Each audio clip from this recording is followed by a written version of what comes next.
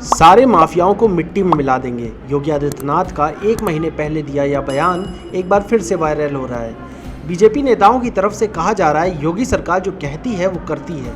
Mafia Atiq के बेटे असद और शूटर गुलाम का एनकाउंटर होने के बाद सियासत की गर्मा गर्मी भी बढ़ रही है। इस एनकाउंटर को लेकर समाजवादी पार्टी लगातार सवाल उठा रही और साथ ही योगी सरकार पर धर्म को देखकर निशाना बनाने का आरोप भी लगा रही है। सपा ने अब अपराधियों की एक सूची जारी करते हुए योगी सरकार पर जमकर हमला बोला है। इस लिस्ट में सबसे ऊपर ब्रिजेश सिंह को दिखाया गया है।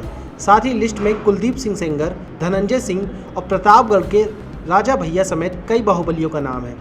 समाजवादी पार्टी के ट्विटर हैंडल से शुक्रवार को एक ट्वीट में अपराधियों की एक लिस्ट जारी कर कहा, इन लोगों पर योगी के खास होने के चलते कार्रवाई नहीं की गई। साथ ही मुख्यमंत्री योगी पर जातीय राजनीति करने का भी आरोप लगाया। इस लिस्ट में शामिल लोगों पर हत्या, बलात्कार, लूट और रंगदारी से राब्ता है।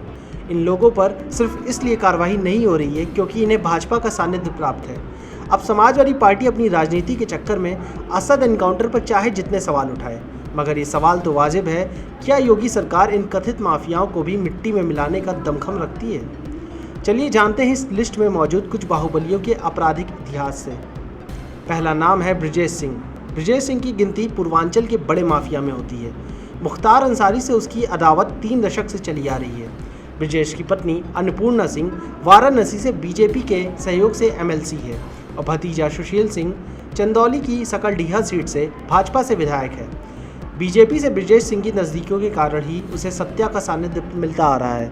ब्रिजेश का आपराधिक इतिहास लगभग 3 दशक लंबा है, जिसमें 30 से ज़्यादा संगीन आपराधिक मुकदमों में नामजद ब्रिजेश सिंह पर मकोका, टाडा और गैंगस्टर एक्ट के तहत हत्या, अपहरण, हत्या का प्रयास, हत्या की साजिश रचने से लेकर दंगा बवाल भड़काने जैसे संगीन जुर्म का आरोप लग चुका है। लिस्ट में अगले माफिया का नाम है धनंजय सिंह।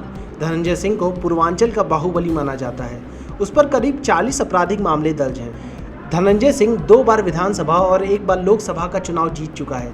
धनंजय ने अपने राजनीतिक जीवन की शुरुआत एक छात्र नेता के रूप में की थी और तब से ही बाहुबली के रूप में चर्चित रहा है। बाहुबली बनने की उसकी हसरत तब पूरी हुई जब उस पर लखनऊ के हसनगंज थाने में हत्या का केस दर्ज हुआ।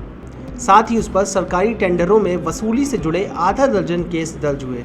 सीएम योगी आदित्यनाथ के साथ धनंजय सिंह के रिश्ते काफ़ी मजबूत हैं, जिसकी खूब चर्चाएं होती हैं। 2021 हत्याकांड में धनंजय सिंह की गिरफ्तारी नहीं होने पर इसको बड़ा मुद्दा विपक्ष ने बनाया। हालांकि सपा की बताई फहरिस्त काफ़ी लंबी है और जब बात उठती है माफिया राज के खात्मे की, तो समाजवादी पार्टी अक्सर योगी आदित्यनाथ पर ठाकुरवाद की राजनीति करने का आरोप लगाती आ रही है। अब देखना दिलचस्प होगा कि योगी आदित्यनाथ के माफिया को मिट्टी में मिला देने वाले संकल्प में समाजवादी पार्टी की फहरिस्त में शामिल बाहुबलियों पर कार्रवाई होती है या नहीं। ऐसी और खबरों के लिए जुड़े रहिए न्यूज़ टाइम मीडिया के साथ।